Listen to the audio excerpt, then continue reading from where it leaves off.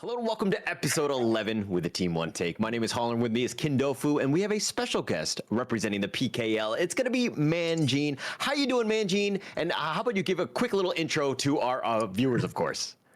Hello guys, my name is Manjean Faldas. I am the kabayas of the Filipino broadcast for PKL. And it's good to be here. Thank you so much for the invite, Mr. Kin and Mr. Howler. Yeah, I mean, we're happy to have you. And, I think it's going to be great going in. I mean, we just finished the PKL. I think that Yes, there sir. were some serious fire games in this the PKL throughout. The playoffs were absolutely amazing. How about you, considering that you had firsthand experience as the caster and going into this one? Walk us through some of those, the highlights for you on that weekend. We went on another ultimate battle setup. Point, and we're heading to game number 7. So that's kind of like a shock for us because we thought that it's going to be like maybe a 4-2. But then again, things happen. PKL happened. Then game 7 it is. Blacklist and Boom, they brought their A game. They tore the house down, and they were definitely happy with the results, and everyone was like, yeah. I want to ask, so when you say, expected a result to be 4-2 and whatsoever, just generally, or maybe just your POV, was it Boom that was going to win, or was it Blacklist that was going to win in that fashion? Because they're very different in terms of play style, right? So Yeah. I kind of feel like a Blacklist is a methodical theme, and Boom is kind of like the ones who always do the ad libs and everything like that, like a risky, aggressive play style. So personally, I think that if we go game 7, Boom will win. Because if you're gonna do best picks versus best picks, Boom will definitely get it. But Blacklist International, what they did is they just countered the pick. That's all. And Yeah. they won, and they proved me wrong. And again, to answer the question, for me, game 6 it's gonna be Blacklist, but for game 7 it's Boom. But then again, I was mistaken. So yeah. Yeah, I That's think it. going into that final, I mean, it's the ultimate battle, so it's a bit of a blind pick. And I think that we got to give props to TG in the sense of just being prepared and kind of playing 4D chess. I mean, it's all about that draft and setting your team up for success. And going in, I thought Boom had a little bit of momentum. I thought things were kind of going to go their way, especially in that series. But in that end, that was a fire game. Like that entire series was amazing. What's interesting between the both of the teams are like they know each other pretty well and they're friends. After the game, they were talking about the game, and Boom Esports actually right after that tournament, we had a small celebration, a small victory party for all of the teams. Like Tencent Philippines, they initiated a victory party for all of them, and Boom were like, "Hey, we choked on game number 6. Yeah, that was our game to take, and they were too excited for that." And Blacklist International, both of the twins, Dragon and Golden, they admittedly said that actually we really thought that we're gonna lose game 6. If we didn't counter in game 7, we could have lost that game, because we know that if it goes game 7, the Boom Esports, they were definitely the better ones. They're stronger than us in terms of the micro. So they know within themselves that okay, they're weaker in terms of that aspect. So yeah, props to Blacklist International for that, especially TG, because when I was with him, I asked him, hey, did you plan for that? Yeah, they said that okay, we risked it. They were actually discussing if they're gonna counter or are they gonna just swing it, and then they just they countered, so they won. It's interesting that you say that they're friends. I mean, these two teams have been going at They it are, yeah. for quite some time. Even at the KWC, they had some history, right? Where Boom Esports knocked out Blacklist International. It took them 21 minutes. It took them all the time in the world to come back in this game. They will march it down the mid lane. They take the T3, and it looks like Boom Esports will move on. They explode in your faces and all the screaming is wow, here we go. Welcome into the next stage of KWC, Honor of Kings. You're kind of thinking that, there's some bad blood, right? I would be upset if a team knocked me out, especially coming from the same, the league and going into this one. So for me, I mean, is there any sort of, you say that they're friends, but are they actually like really close friends at the end of the day? Because a lot of these players are former players from other titles also. So a lot of them are former teammates also. So like in terms of bad blood, it's quite intense in terms of inside the game. But outside of the game, they were like, "Hey, you choked, bro. Like that's dumb."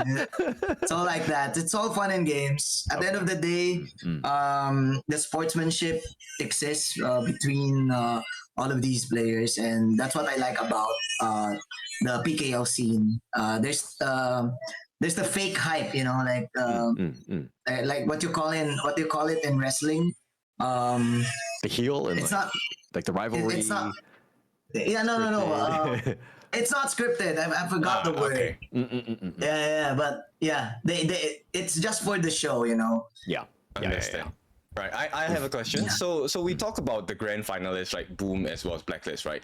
What other teams in PKL have impressed you for this season of fall? Because I think a lot of teams have grown from spring all the way until fall. Which one really caught your eye for PKL?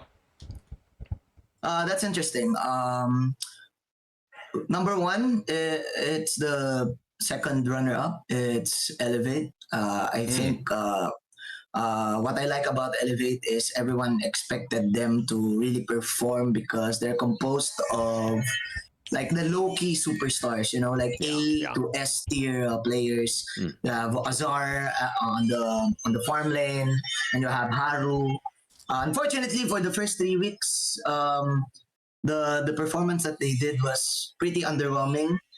Because again, they're all superstars. I think they're just trying to figure out like who's gonna be Batman, who's gonna be the Robin in our team, But then again, after that one, after week 4, they did their homework and they got the opportunity to balance things out. But then again, Boom is a champ. There's the champion mindset of Boom, and Boom actually eliminated them. And then you also have Blacklist. So number one, it's Elevate, and then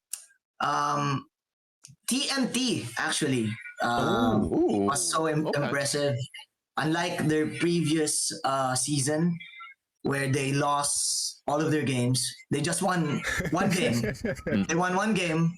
At least right now in their second season, they're composed of 4 like power rookies and 1 veteran, and they almost got into the playoffs. So I'm proud of that team. Yeah. Interesting.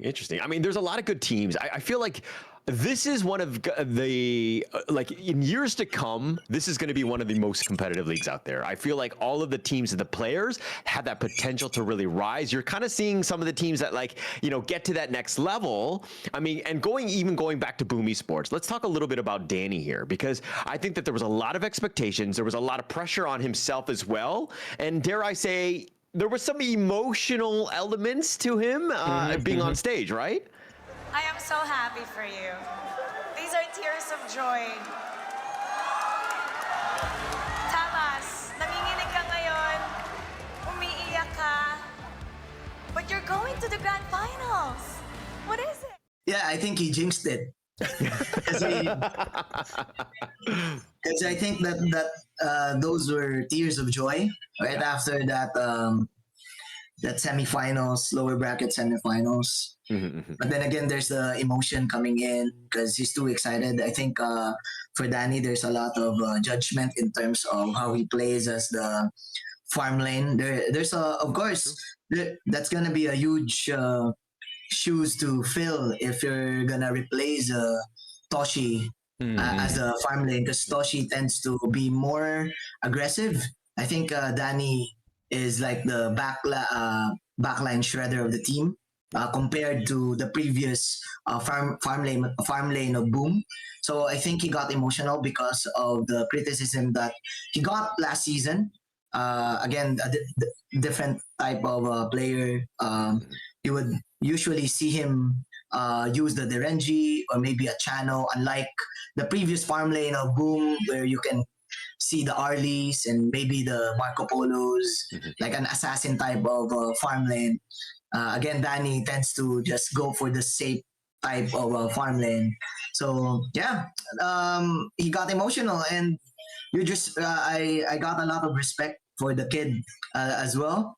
But unfortunately, in the last few moments, Blacklist International got the upper hand. So yeah, he jinxed it.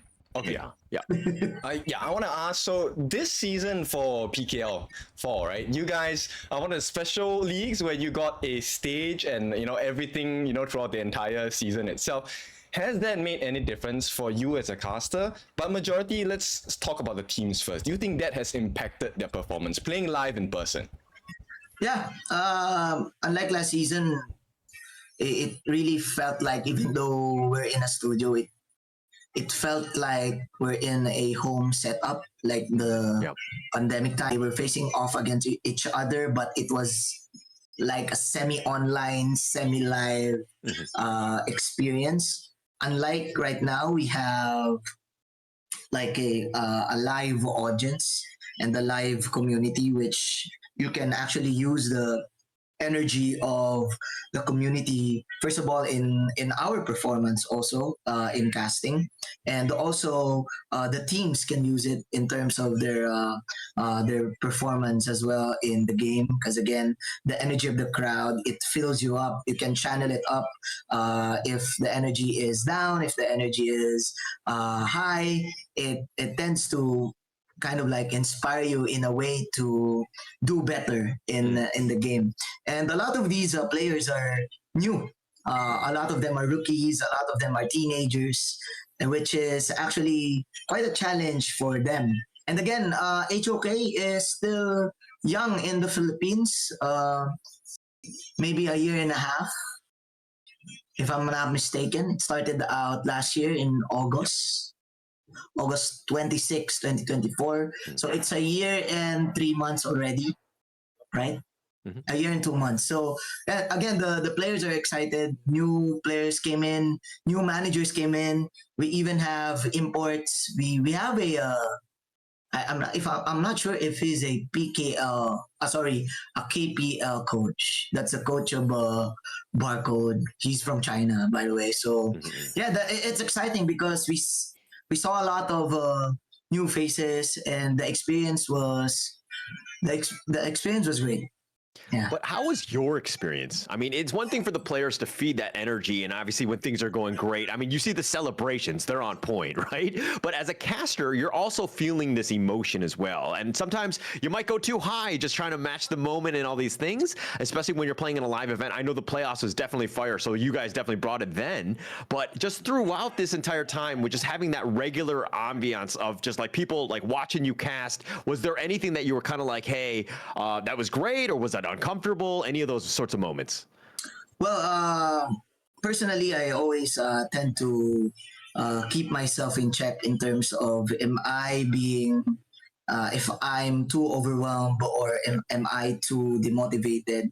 But what I like about the live setup is that you can actually see people getting inspired, especially the new the Filipinos who are new in game. Like, you can actually see how they can relate to you, because every time I shoutcast, every time I perform on stage, sometimes if I host, sometimes if I shoutcast, what I like about being in a live setup is you can connect to someone, you can relate to someone. Even if you're just drinking coffee at the desk, someone can like say, hey, he's drinking coffee, I'm also drinking coffee, can I be Okay. like, can I be Manjin someday, Yeah. like that. So those little things, it gives me motivation to actually perform in a way that will inspire like maybe the next generation of players and casters. Yeah. Okay, interesting. And speaking of inspiring, I know that PKL and the Philippines just in general have kind of birthed the trademark from legends to kings. I know that there's a huge MLBB crowd as well. But going into these live events, is it like a bit of a draw for some of these players to like, hey, what is this? Like, how about we kind of look into Honor of Kings? Maybe we make the switch. Are those potential opportunities there for Honor of Kings? Again, at the end of the day, I do feel that in terms of the cultural impact, like the MLBB, they hit the mark. Like I kind of feel that they entered like the door of the Filipino mainstream media already. Compared to HOK. So a lot of players here are mixed of Wild Rift, MLBB, and maybe a little bit of FPS players. And when they saw the opportunity coming in, again, there's still a few number of players. So of course the demand of the demand of the opportunity is bigger, right? So a lot of these players, some are old players already. I guess, like for example, the coaches, like for example, Exocen and TG are former Mineski League of Legends pros, like Filipino representatives, and I think they saw like a new door of hope in terms of their esports dreams. And yeah, there's always this opportunity of unlearning and relearning. So I'm a fan of that. As an art major, I kind of feel like shoutcasting also is like a mixture of the technicalities of the sport and the art of storytelling, right? So there's always this unlearning experience. So right after the global launch, it really felt like, hey, I need to study this game. Maybe I can try out an international broadcast also, and that's why everything happened. And I think I'm quite lucky with that thing. Yeah, that's it. Did I answer the question? Yeah. No, it's interesting because you're hitting on a lot of points. How about you like walk us through like how you got into casting just in general? Because I know you do content, you do casting as well. Like what else do you do? Again, I started shoutcasting 2016. That was League of Legends. When I graduated, my course was multimedia arts and in theater arts. So I'm into like Interesting. the performance. Yeah. And right after I graduated, again, there's always this frustration of you, like, especially when you're young, what am I gonna do with my life, right? It never ends. It never ends. Even though if you're an adult, like it never ends. Amen. Like, right? You know this for sure. Yeah. So there's always this anxiety of you. Again, you're just human, So right after that, I said to myself, like, the first audition that I will get into, I will give my 100%. And fortunately enough, Mineski back then was the biggest esports company in the Philippines. So there's a team, there's a studio, there's a broadcast, and they were looking for a Tagalog main caster for League.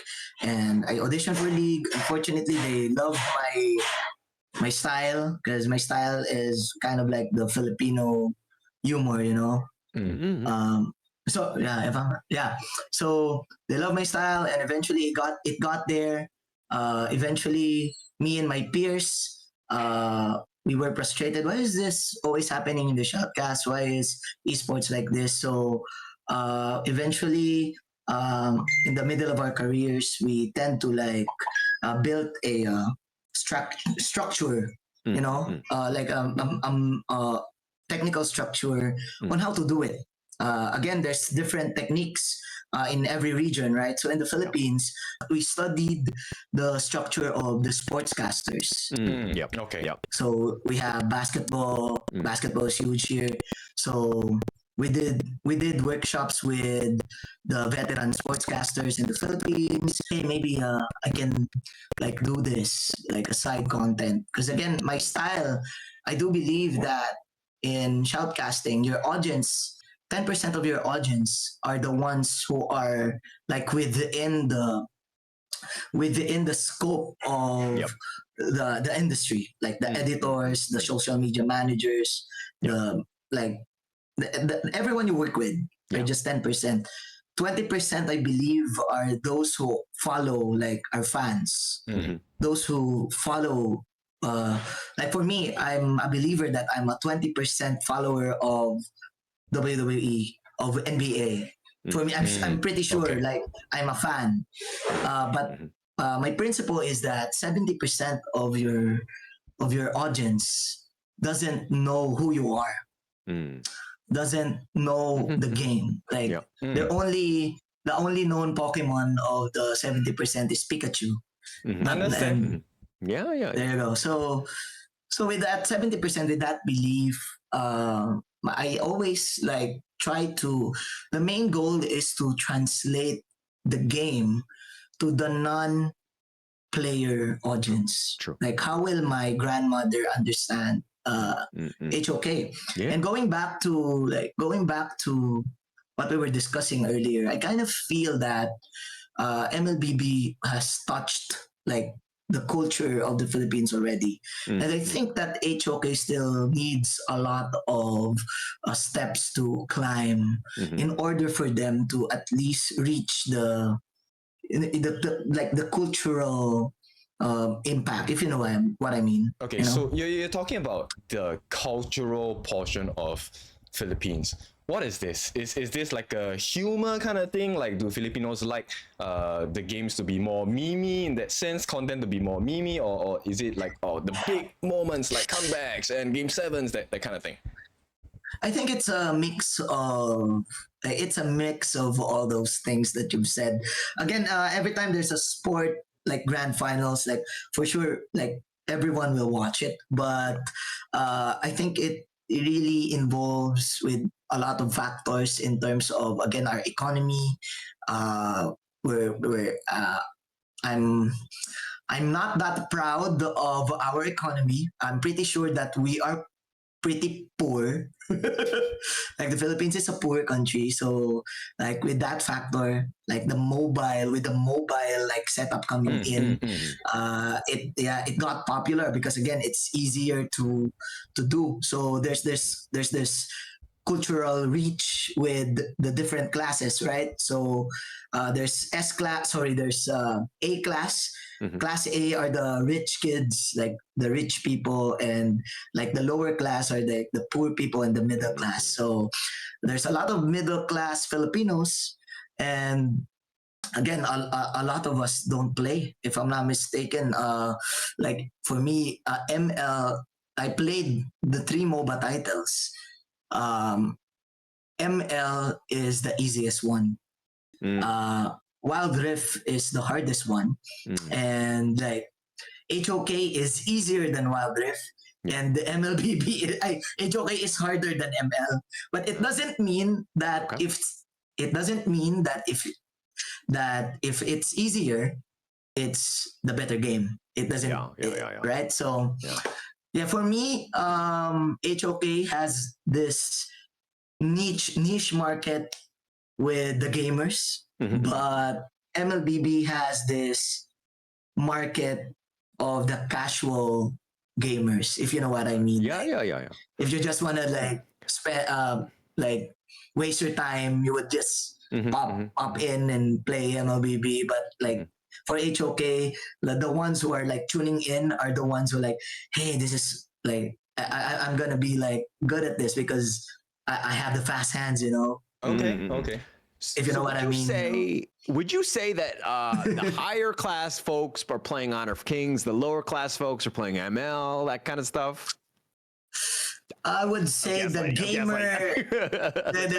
gamer, maybe the gamer side folks are the ones who are intrigued with HOK, because the combos in HOK, they're so satisfying, bro. Like Yeah, if yeah. you Yeah. like if you pop off with the Arlie, or maybe just combo up with the Lamb, you know this for sure, right? That, like even the Hu Yi is like, if you land that arrow with the someone Yeah. combos you with the arrow, like yeah. it's so satisfying because it's hard to do Yeah. compared to like an easier. Again, it doesn't mean that if it's easy it's like the lesser game. Like it's really about your preference, right? So I played like the 3 games, and if I'm pretty sure right now in my life, if I exit the shoutcasting realm, like if I go to a different industry, I will like play HOK like that. Yeah. Because I in my shoutcasting career, I like when I was shoutcasting League, and then I transitioned into shoutcasting Dota. I played a lot of Dota and I played a lot of League. But when I was in ML, I was focusing on the storytelling. Like Mm. 20% I was playing, but I was focusing on the players. I was focusing on, hey, how will I tell the story of this guy, this guy, this guy.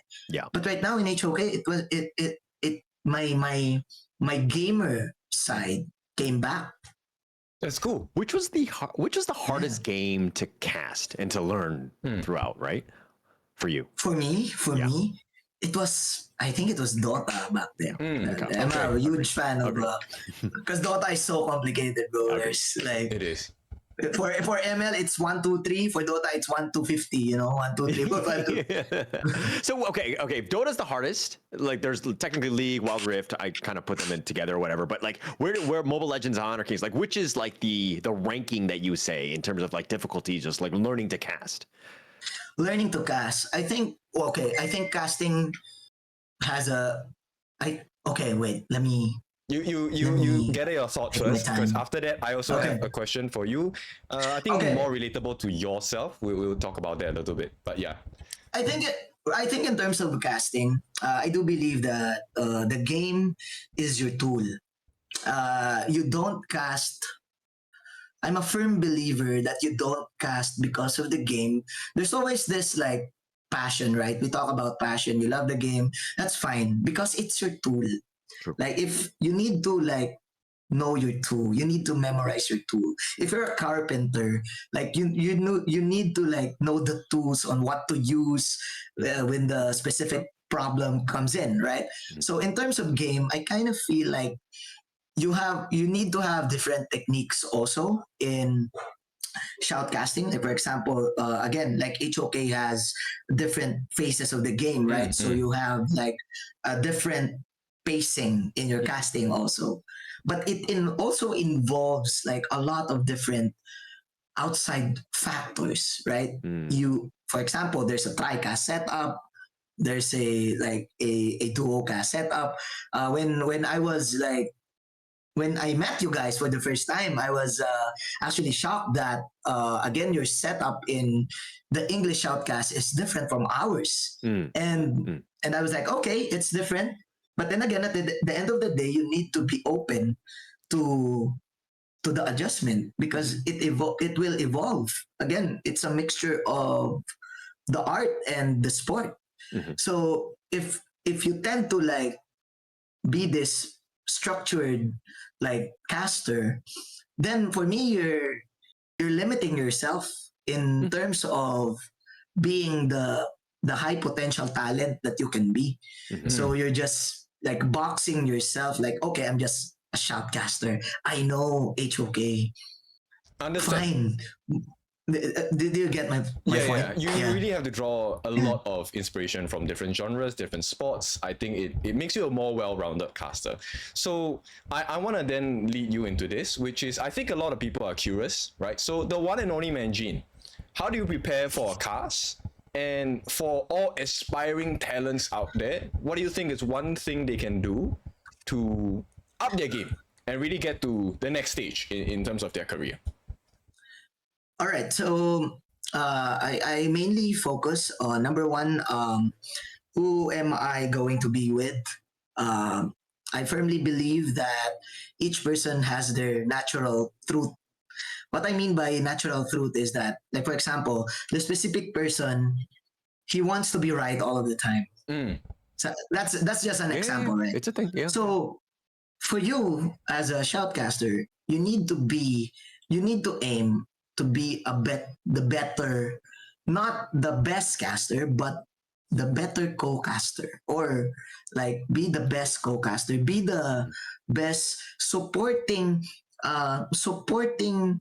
talent in the desk. Because if you support each other, you will definitely you will sound like a unison, like you will sound like one unit, and you're not arguing, right? Because there's a huge difference. So you need to I study first what is the truth, like who am I gonna be with? Like, do I talk to him? Is he like this? Is he like that? How do I activate this guy? Because in the Filipino broadcast, we always do the TriCast, right? So one is the caller, one is the play-by-play, and one is the analyst. So my main role is always the caller, the anchor. We call it the anchor. Yeah. So the anchor and the caller is the same. It doesn't matter what you call it. So the best technique is that I do is I study what activates my co-talents. Nice. If this guy is gonna be activated with a lot of basketball reference, I will definitely say a lot of basketball reference just to make him speak in 30 minutes, that. So first I study who am I gonna be with. I talk to them before the broadcast. My main goal is to always be to broaden up the terms, again, the 70% of the audience. So like, for example, if we're gonna do a shoutcast between, like, for example, Blacklist and the Boom Esports, what thoughts can we play around? Like, what interesting and bigger thoughts can we play around in terms of the storytelling? Yes, we know all of the skills already. We know all of the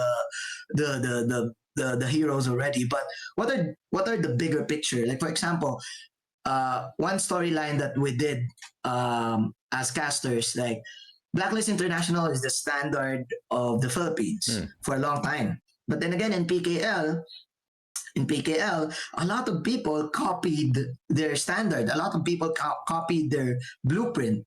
Yep. And what humanizes the team is that, okay, I was here first.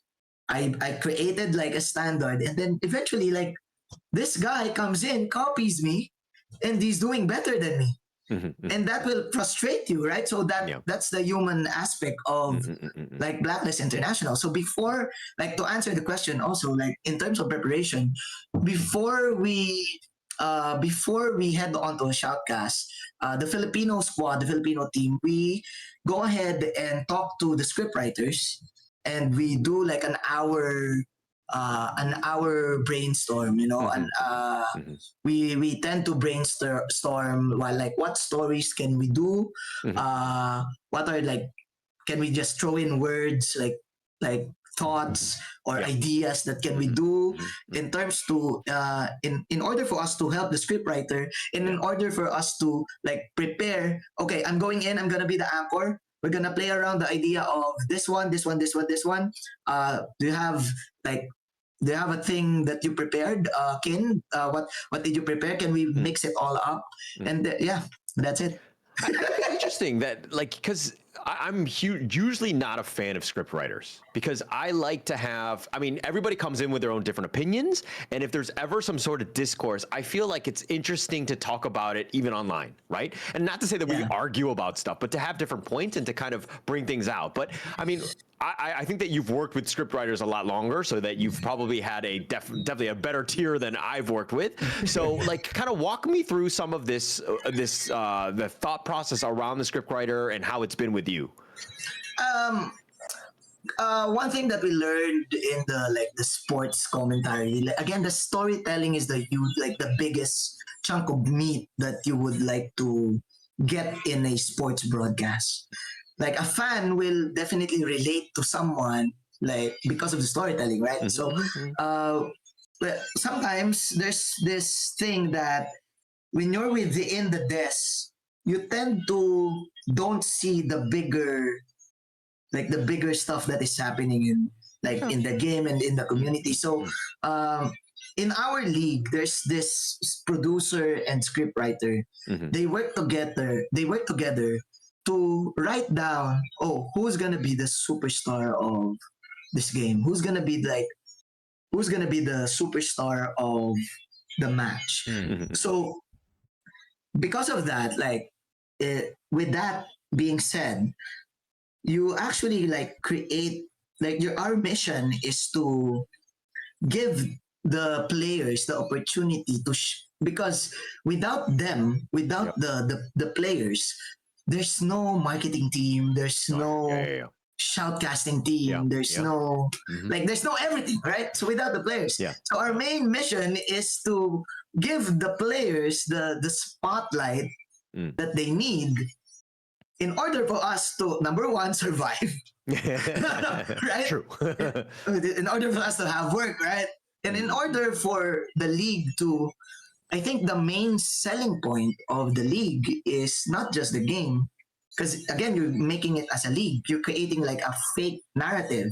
So I think the main selling point of the league is really about the story. You're selling the story. If I am the business manager of the league, oh, this is our story. We have the superstar. We have like Kindoufu, our main guy. Here's the struggle that he did, like that. So our process in the Philippines, like we've been practicing, is that we tend to have a scriptwriter. The scriptwriter will like see like a different aspect of, sorry for my camera, it's like automatic zoom. No, it's cool.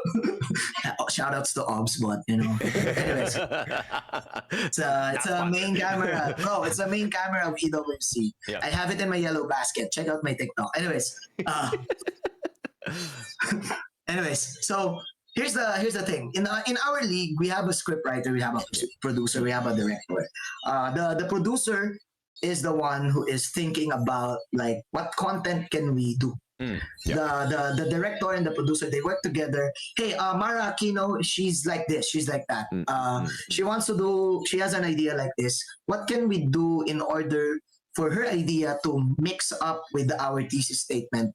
Because before we start the league, we always have this thesis statement, right? You need to have your structure. You need to have your spine. In order for you, if you get distracted, you can definitely go back to the spine and then, okay, here's our mission. Okay. Then again, so if you have an idea, we always talk about it. So our process in writing the story is that the scriptwriter will think of, oh, I kind of see Chammy one being like the one carrying the team, and when you guys are shoutcasting, Manjin always says this, like you guys always say this. What's your thoughts about it? And then we brainstorm, and I was like, okay, what is the problem of Chammy one? What age is what's his age? Blah blah blah blah blah like that. Do we have a moniker for him? Like, do we have a nickname, like, can we call him like something? And one thing that we did is that we called him Code One. So it's a mixture of the team's marketing, which is break the code, and the play style of Blacklist. Like whenever Chammy one flanks. No, it's cool. Yeah. It's cool. We also have our own like, tagline for him. Like what's your tagline? Oh God. Chammy the Jammy.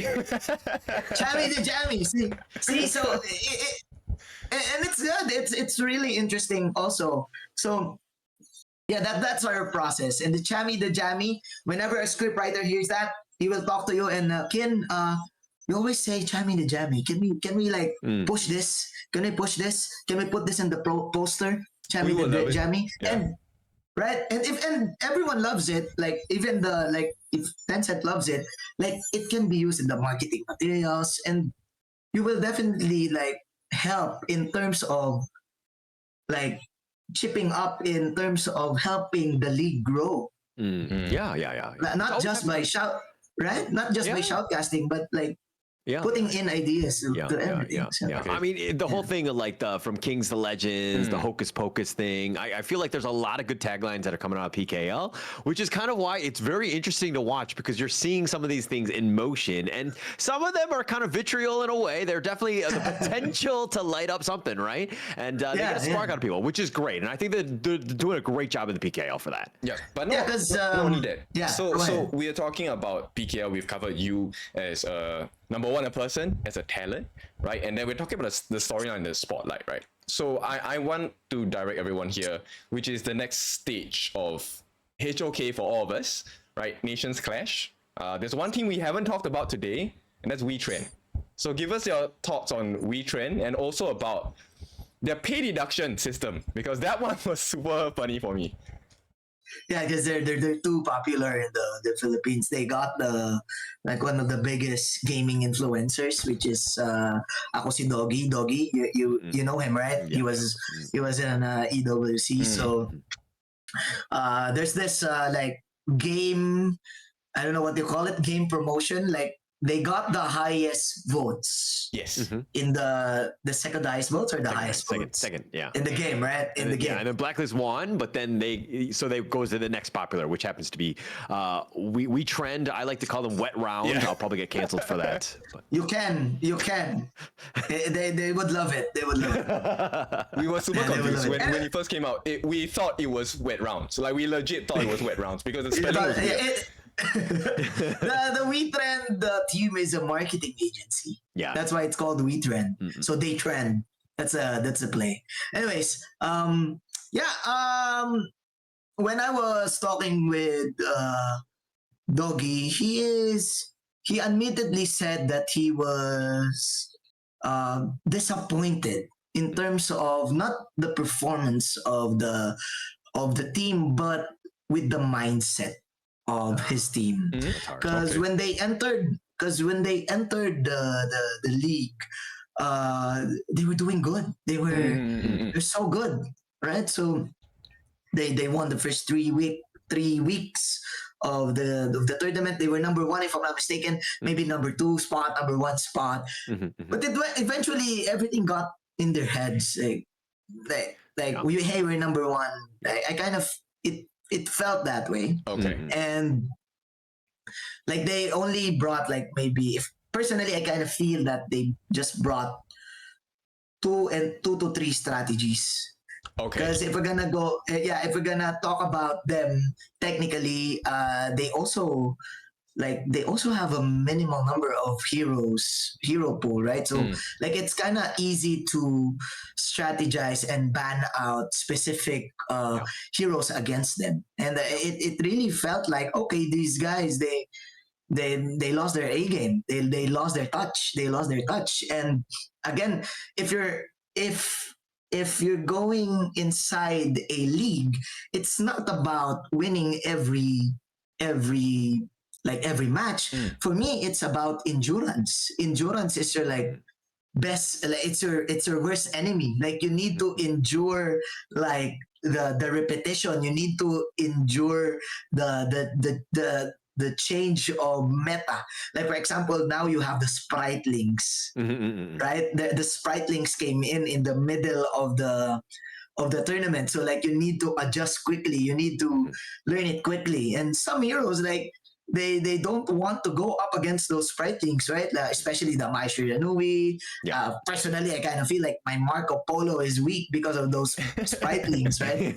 Especially if you're like an assassin main, definitely, right? Yeah. Like Sometimes, the single target heroes are gonna get like stomped by the jam party, you know? So it's really about the endurance of the team. And when I was talking to Doggy, he was like legit praying for in non-verbatim, you know, but he was legit praying like, you know what, I kind of want them to lose for them to learn.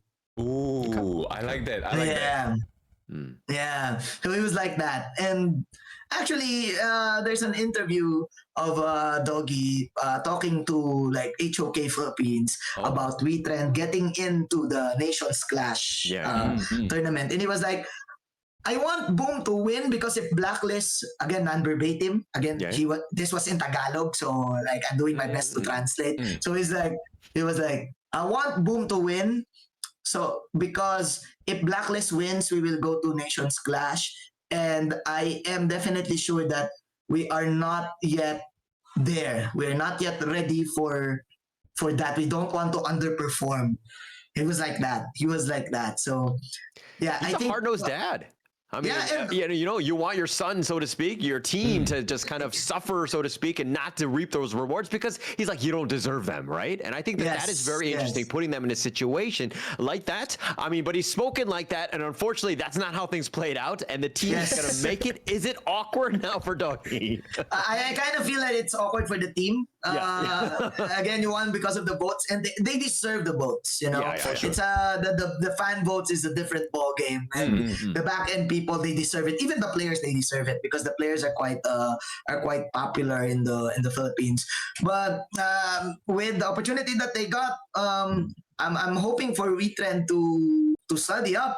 They only have a week, right? So Yes. fortunately, there's no visa in Malaysia, so you know it's an easier the documents are easy to set up. So All right. yeah, so We're going hopefully in and out. We, Yes. we need your opinion on something. So since we're talking about retrend, number one, if they can win any team from any league, okay, minus Nova because everyone wants to beat Nova, right? So in Yeah, KNC, yeah. what team would you want retrend to be? oh wow, that's an interesting question. Maybe anyone from IKL, like anyone from IKL. Okay. Come on. Yeah, I can. Vitality or No, Ultimate no, bro.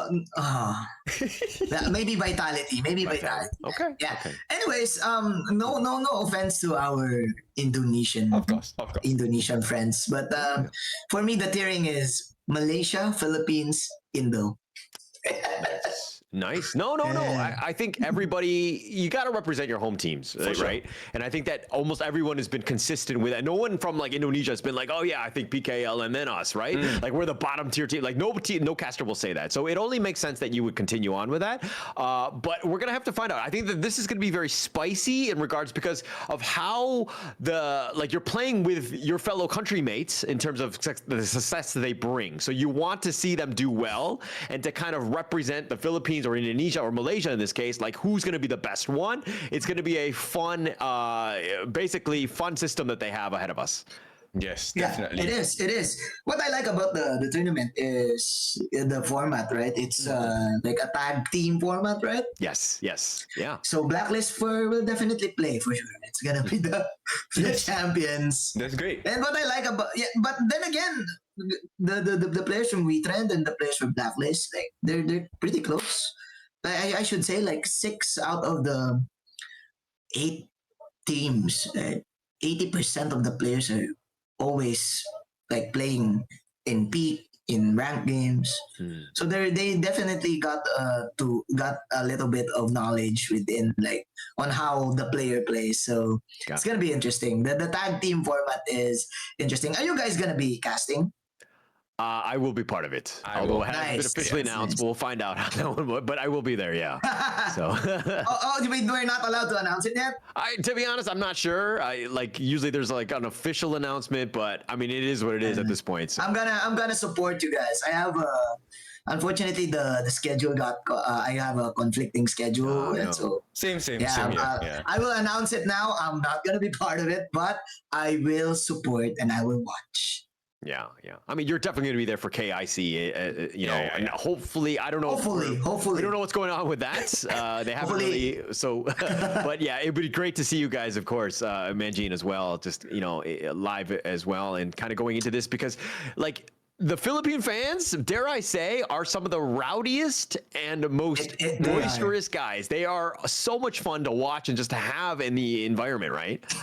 They are. When I was at EWC, I saw the difference between like again I know the Filipino fans, rowdy, noisy, all those stuff. Like they tend to dance. They want to go wild. You know? Yeah. All right, but the KPL fans they're really like like this, like they're cheering and Yeah. it's like they're very synchronized. Yeah. They're very synchronized, and I was Practiced. like, whoa, it's big, but it's synchronized. So, right? So huge props to the fans, like the supporters of the KPL teams who bought tickets just to watch the KPL teams. Hopefully in the Philippines we can like be there, like make it like be like at the same level of KPL. How is it in Malaysia, by the way? Is it like the same or Same in in terms the of Philippines? like the fans, or you're talking about the fans? Yeah. fans, the maybe not as culture. crazy. I think we've been there Yeah. a couple of times, but yeah, definitely not as crazy. But if we're talking about like so-called the power level of fans and how it impacts the teams, I have one question about KIC, which is, do you think the Philippine teams will be champions of KIC 2025? If we're gonna be real, like real talk, hitting the true damage, I've definitely. It's not gonna be like, it's not a yes. Okay. It's not a yes. Because I feel that Malaysia still is on top, but at least it's only 3 regions, unlike EWC. So maybe we can go in. I'm happy if we go second. I'm happy if we go second. Okay. But even with like the KM West, KM East teams, if we're including those, I mean, there's quite a number of leagues. I don't remember how many right now, but where do you think those like PKL, IKL, like kind of with all of these teams, like you would still think that PKL is higher than IKL though, right? Like IKL is I going to be the think- worst league. I'm saying it. Maybe. I think we need. I think the PKL still needs, number one, they still need time. Yeah. And number two, maybe we need a little bit of knowledge from the main region, from the KPL region, on how they do it, because we were so impressed. The players, they got a lot from the finals. They learned that, we just need to make it simple. Like no like simple HOK, right? Pick the Kayan, pick the Huyi. It's not that complicated. Don't make it complicated, right? So they were like, you just need to stick to the principle of how your composition is gonna do it. Like 1-2 punch, back down. 1-2 punch, back down. It's like that, right? Yeah. So they were like, it's like that. It's like that. All right. So for me, again, since we have 3 regions, at best, if we're gonna drop the truth bomb, for me, Malaysia will win unless they get cocky. Interesting.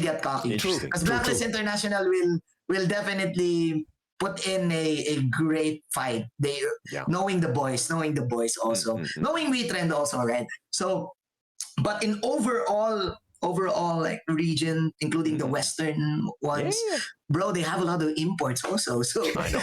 Yeah. let's face it, right? Let's be real. Yeah. So we're at the bottom. But that's what I like about the tournament and the stage that we are right now, because I'm a fan of the process. I'm in my life, I'm a work in progress. We all are, right? Right. So the process of like getting there, I'm a part of. I want to see this story. I want to see the climb. Yeah.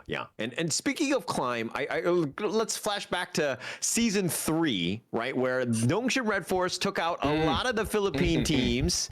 Is there any bad blood? And even going into KIC, will Nongshim Red Force really not be that guest that people want to see there? Oh, that's quite tricky. I kind of feel that the Philippines was still in a different level, like a low level back in the Invitational. I kind of feel that they won, number one, because of the tournament groups. Well, the groups. Number two, the global meta was not like it was not the same. Number 3, they were in their home court. Yeah. They were in the Philippines. So there's the energy of the fans. There's always this like unexplainable like channel of support, like channel of momentum that you get if someone supports you, right? Yeah, So yeah. there's always like an intangible like heart game Yep. if you're a player, if you feel the support of the fans. So Okay, so yeah, so that, it felt like that. we will request for you to issue a challenge, okay, for the PKL teams that they are coming into KIC, right? Blacklist obviously is champion, so I think that's a given that they'll fight Nongshim Red Force for whatever glory there is. Issue another challenge, another PKL team that you think is deserving to win against Nongshim if they do win. Oh, I'm gonna go for my for our top three, or maybe at our top four, because we also have ACT. ACT is also a growing team. They have a huge potential. In the Philippines, they are called the Baby Blacklist, or do you know the anime Blue Lock? Yes. So they are called the Blue Lock List International. Interesting. Nice. Right. Anyways, yeah, I'm gonna issue a challenge for the top four. Again, our top four goes to KIC. Whoever gets the upper standing, the highest standing. Yeah. You guys have our support. No, I'm gonna be biased, even though we know that we're gonna lose. it's always about Gotta be positive. it's about being positive, right? Like, we're gonna go 0-4 up against like maybe Nova, right? Yeah.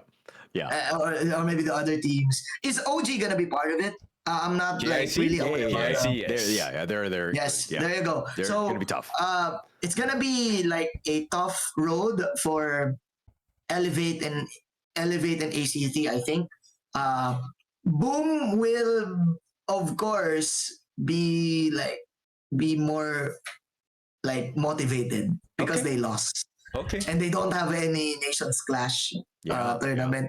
Unlike Blacklist International, I kind of feel like the Nations Clash will either help you or will be either like give you or like, for me, it's gonna be a double-edged sword in the Nations Clash, because number one, you might like put in all of your like energy in the Nations Clash instead of the KIC, or number two, instead of that, maybe like you can use it as a warm up, like you can use it as a pre-game, right? Yeah.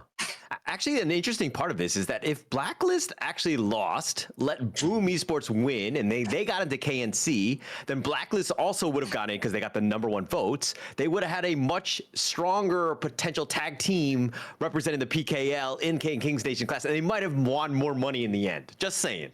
Yeah, for sure. That's definitely the case.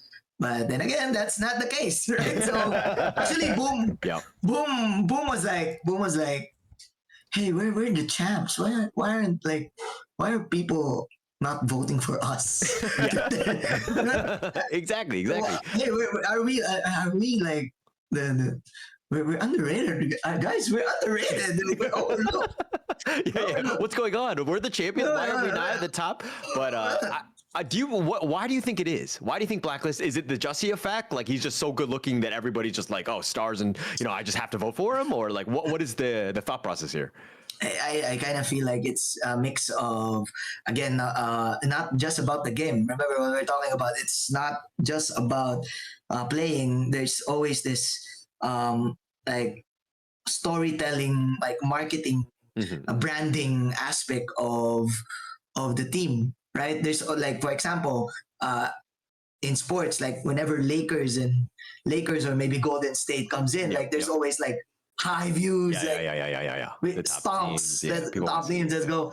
And because number one, Blacklist International got popular because, again, this is a huge team in the Philippines because of the counterpart game.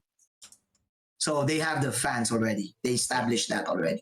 So every time they do a post, every time they do a certain campaign, like definitely there's like 30% of the audience, like, they know, it's Blacklist. I will support it. Whoever the players are. Cool. Right. Yeah. So, and also We Trend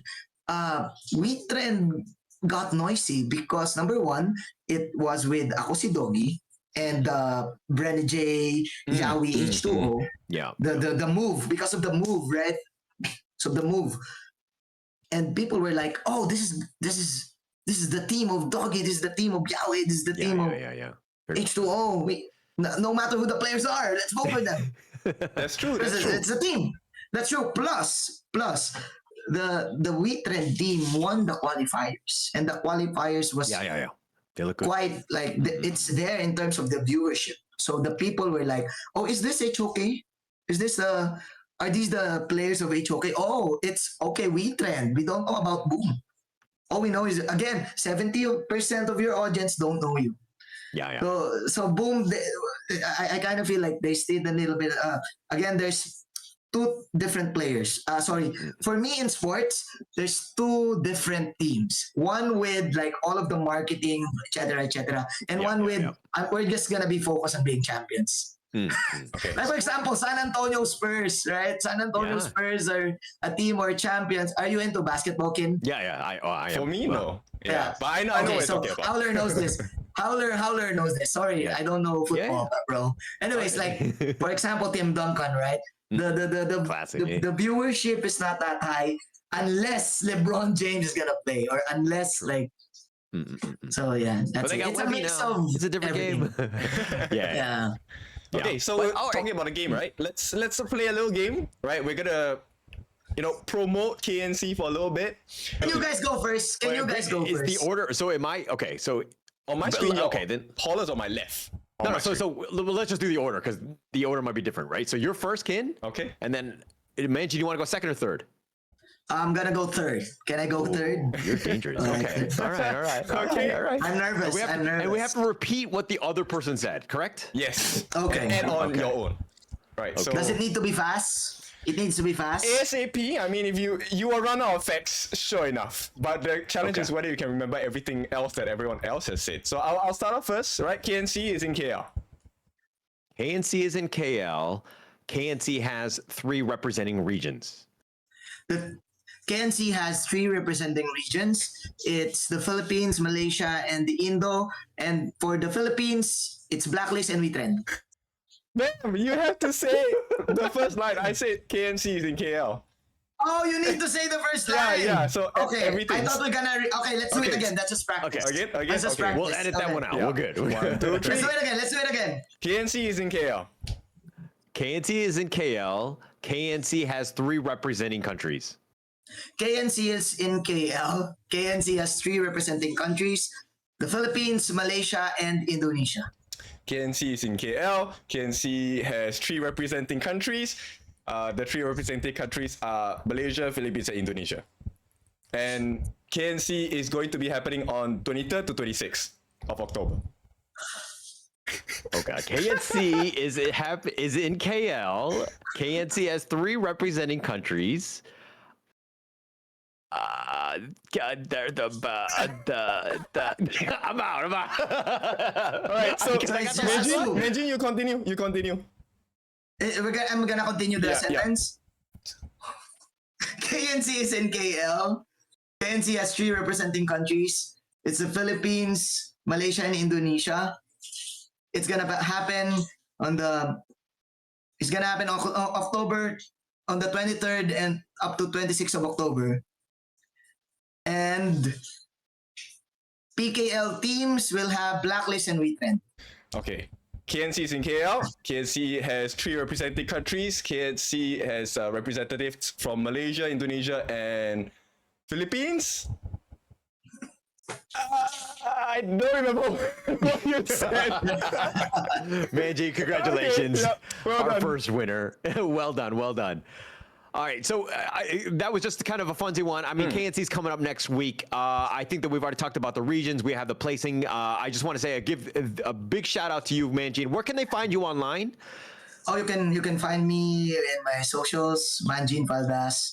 I have Instagram, TikTok, Facebook, and you can follow my YouTube if you want. I'm on a hiatus, but go ahead, just follow me. And also, guys, thank you so much. Follow these guys, especially for those HOK peeps. Come on, Kin and Howler, follow these guys. Thank you, thank you. And also, final thing, the charity of choice from the Philippines. Actually, I have no idea about the charity of choice, but if we're talking about charity, there's this HOK community activations, like community campaign. Because right now in the Philippines, there's number one, there are earthquakes lately. Yeah. Number two, the storm here is like quite strong. So HOK, the HOK community tends to like give back to the specific areas who are victims of the earthquakes and the storm. So what we do is like we do a fundraiser, we do a running event to raise funds for those victims. Sometimes we do show matches for those victims, right? So thank you so much to the HOK Tencent Philippines for doing all of those community charities. Yeah, we'll provide the links for that. I think they've done quite a lot of donations as well. I saw the posts, right? They have been giving. The ones that I saw was for Cebu. I think there were a lot of other regions or states or provinces within Philippines that have, garnered the support from Tencent. This is both in HOK and in PUBG as well, right? I believe. Yeah. Yeah, that's it. Awesome. All right. Well, thank you so much, Manjin, also for that cause. It's a great cause. We will definitely send out those links and get those donations going because it's a huge one. We've seen some of the social media videos. It's actually been crazy, and they do need some help. There are definitely people out there that need your help as well. But again, thank you so much for your time, Manjin. We had a great time. I can't wait to meet you in person again at the KIC. Hopefully that comes on. Hopefully, yeah. Hey, fingers crossed for that one. But thank you again for your time. We'll be signing out. We'll check you guys next time.